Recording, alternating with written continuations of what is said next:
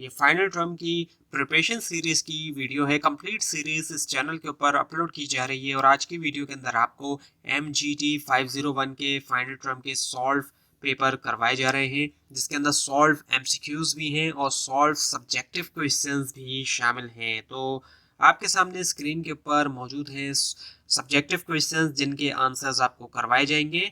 सो पहला ये कि why organisation conduct employ training क्यों करती हैं ऑर्गेनाइजेशन, और लिस्ट डाउन करें कोई भी 3 जो कंडीशन है वो। सो इसका आंसर आपको करवाया जाएगा MCQs के बाद। उसके बाद ये कि एज पर योर ओपिनियन, आपके ओपिनियन के मुताबिक इनमें से कौन सा ट्रेनिंग मोड जो है वो ज़्यादा बेनिफिशियल है, और डिफेंड करें अपनी चॉइस को ऑन द जॉब ट्रेनिंग या फिर ऑफ द जॉब ट्रेनिंग, इनमें से कौन सा ज़्यादा बेटर है। इसके अलावा ये कि ब्रीफली डिस्क्राइब करें कॉन्फ्लिक्ट को, और इसके अलावा ये कि कैसे ऑर्गेनाइजेशन करती है कलेक्टिव बार्गेनिंग प्रोसेस, और एडवांटेजेस क्या हैं और डिसएडवांटेजेस क्या हैं यूज़ करने का होम कंट्री नेशनल को इंटरनेशनल असाइनमेंट्स के अंदर। सो MCQs आपके सामने मौजूद हैं। MCQs के बाद आपको करवाए जाएंगे सॉल्व सब्जेक्टिव क्वेश्चन। तो सबसे पहले एक इनमें से किस ऑप्शन के मुताबिक, किस व्यू के मुताबिक कॉन्फ्लिक्ट बैड है और उसको अवॉइड करना चाहिए, वो है behavioural view. So according to the behavioural view conflict is bad and should be avoided. उसके बाद ये कि एक स्ट्रॉन्ग यूनियन इन्फ्लुएंस के अंडर में एक यूनियन मेंबर डिमांड करते हैं कि सैलरी का इंक्रीमेंट होना, जो भी इंक्रीज इन इन्फ्लेशन है, यानी कि जितनी तेज़ी से महंगाई बढ़ रही है उसके मुताबिक वो सैलरी के अंदर इजाफा चाहते हैं, इंक्रीमेंट चाहते हैं। So as an HR manager आपका इनिशियल स्टेप क्या होगा, अरेंज करना नेगोशिएशन ताकि डिस्कस किया जाए इशू को। सो पहला स्टेप यही होगा कि इनिशियल स्टेप के नेगोशिएशन अरेंज करें ताकि डिस्कस करें इशू को।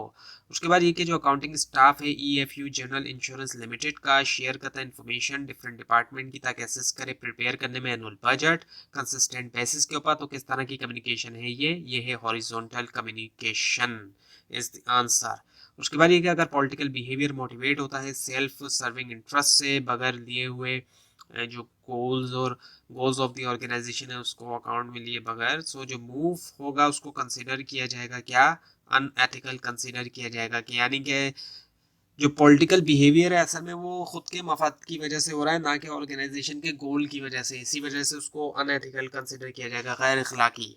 उसके बाद ये कि जो लेजिटिमेट पावर है उसमें शामिल है इनमें से कौन सी, वो है एक्सेप्टेंस होना अथॉरिटी का ऑर्गेनाइजेशनल मेंबर्स की तरफ से। So first one is the answer here.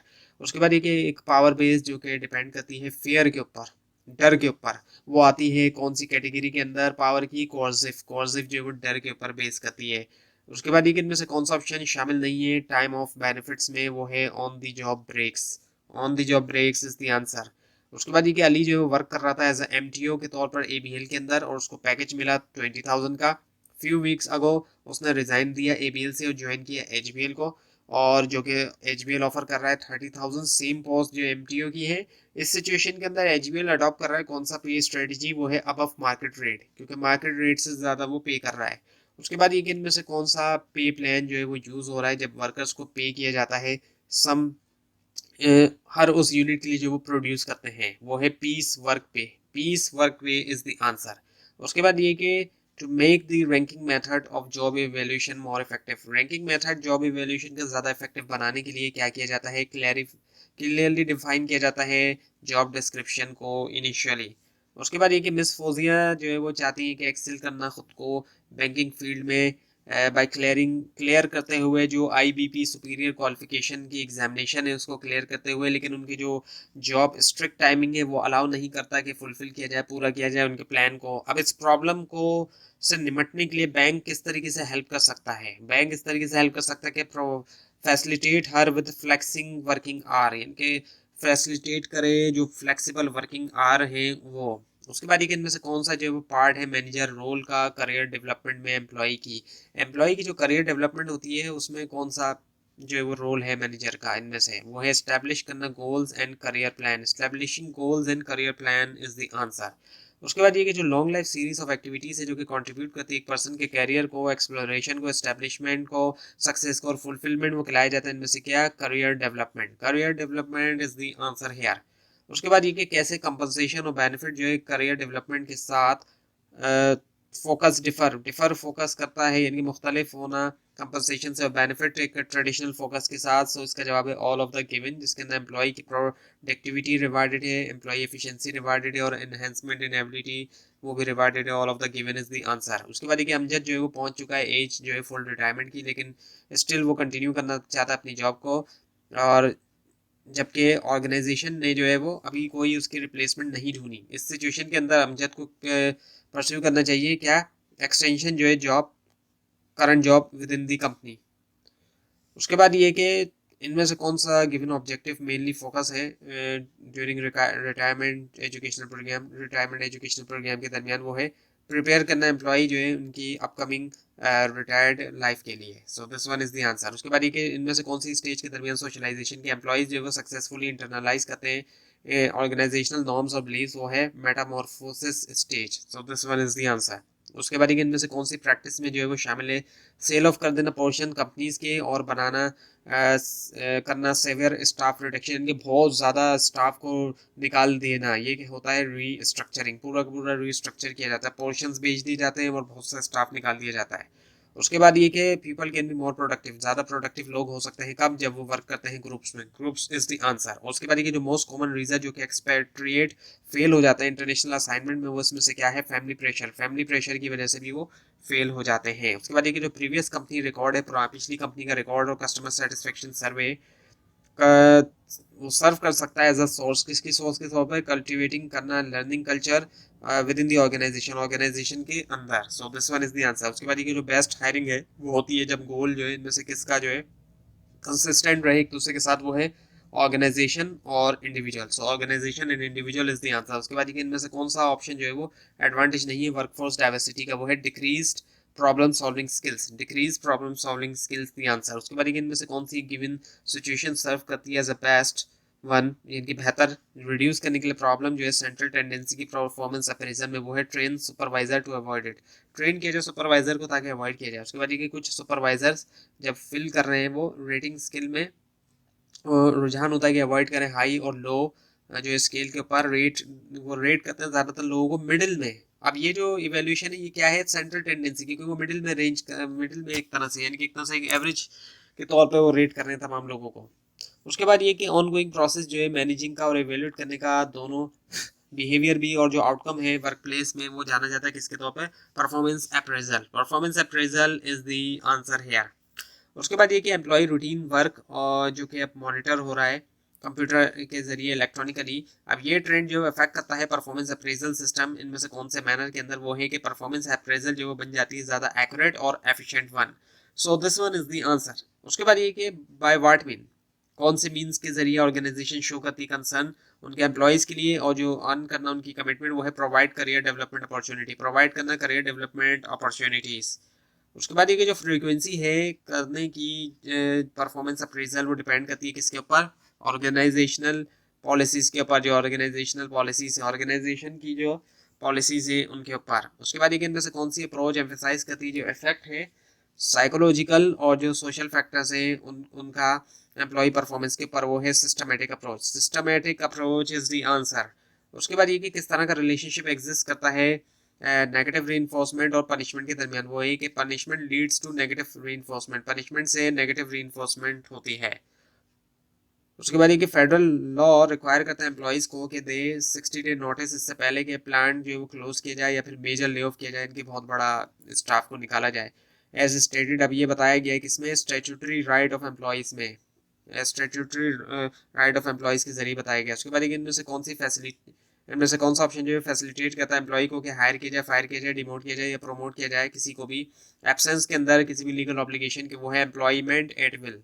Employment at will is the answer here. उसके बाद इनमें से कौन सा जो है वो शामिल नहीं होता, content of employ handbook. Employ handbook के कंटेंट में शामिल नहीं है, वो है फाइनेंशियल स्टेटमेंट्स, वो शामिल नहीं है। बाकी फ्रिंज बेनिफिट, सेफ्टी प्रोसीजर और जॉब ड्यूटीज शामिल होते हैं उसके। अच्छा, अब जो है वो सब्जेक्टिव पार्ट है क्वेश्चन आंसर। सो पहला ये कि why organisation conduct employ training क्यों करती है ऑर्गेनाइजेशन।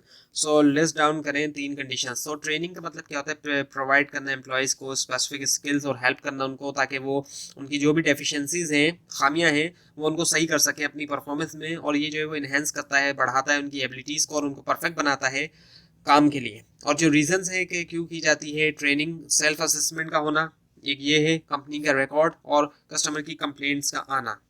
उसके बाद ये कि आपके ओपिनियन के मुताबिक कौन सा ट्रेनिंग मोड ज़्यादा बेनिफिशियल होता है, ऑन दी जॉब या ऑफ दी जॉब। सो अब यहाँ पे जो ऑप्शन, यहाँ पे आंसर ये कि इस पॉइंट ऑफ व्यू के मुताबिक जो ऑन दी जॉब है वो ज़्यादा बेनिफिशियल है।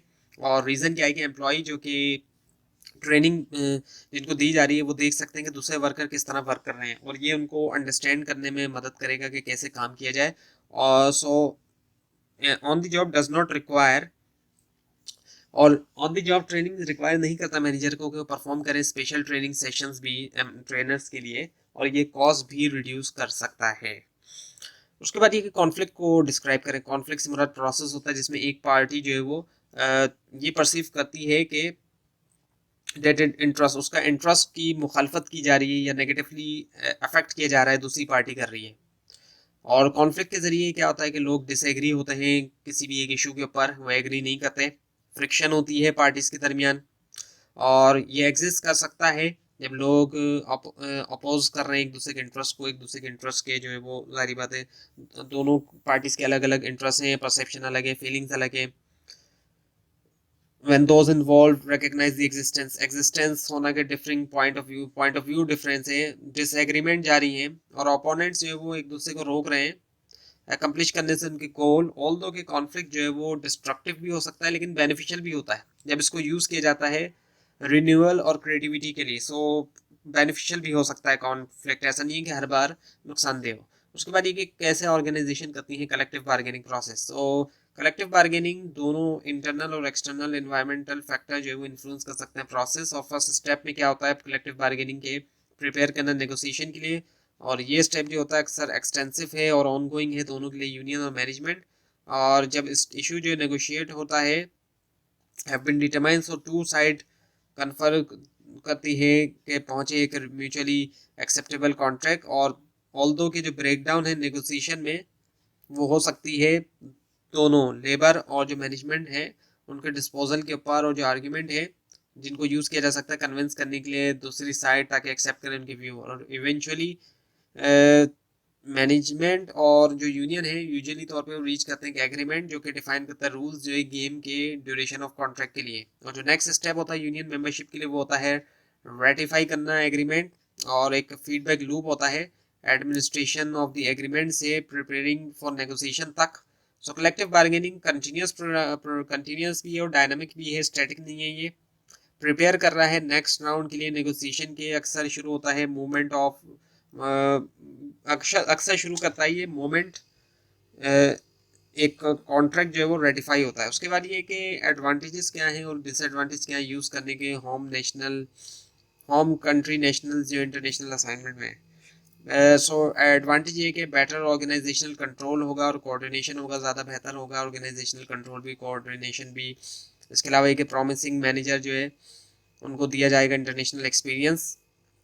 और पीसीएंस जो होते हैं ये बेस्ट पीपल होते हैं जॉब के लिए। नुकसान क्या है, एडोप्टेशन होना होस्ट कंट्री का वो जो लॉन्ग टाइम ले सकता है, और पीसीएंस जो है वो इम्पोज कर सकते हैं इनएप्रोप्राइट हेडक्वार्टर स्टाइल, और कंपनसेशन जो है पीसीएंस के लिए और एचसीएंस के लिए ये डिफर कर सकता है, मुख्तलिफ हो सकता है। तो ये थी आज की वीडियो। आपको इस बार में कोई क्वेश्चन है खासतौर पर इसमें कोई मिस्टेक दिखाई दे ज़रूर हाईलाइट कीजिए, और इस पूरी सीरीज़ को देखने के लिए फाइनल टर्म एग्जाम्स की प्रिपरेशन के लिए इस चैनल को सब्सक्राइब कीजिए, बेल आइकन के ऊपर क्लिक कीजिए।